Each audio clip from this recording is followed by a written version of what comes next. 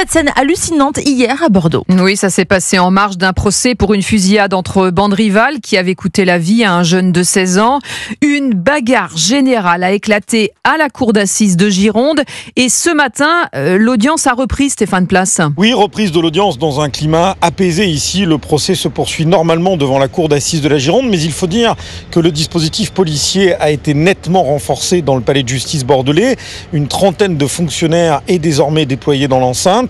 Après cette bagarre qui a éclaté en fin de journée hier dans la salle des pas perdus et dans la salle d'audience, avocat de l'un des accusés qui comparaît libre, maître Grégoire Mouly, a assisté à cette violente altercation. Suspension de l'audience vers 18h30, l'ensemble des personnes du public s'en va, passe par l'espace exigu qui est le sas de la cour d'appel et des bandes rivales, j'imagine, au vu de la haine, de la rancœur de ce dossier, de la tristesse. Il faut rappeler qu'un jeune homme est décédé.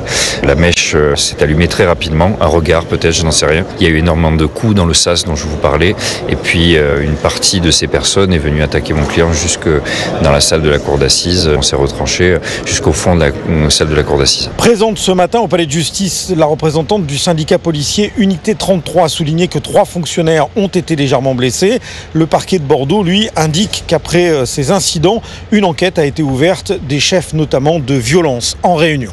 Stéphane Place, le correspondant européen à Bordeaux.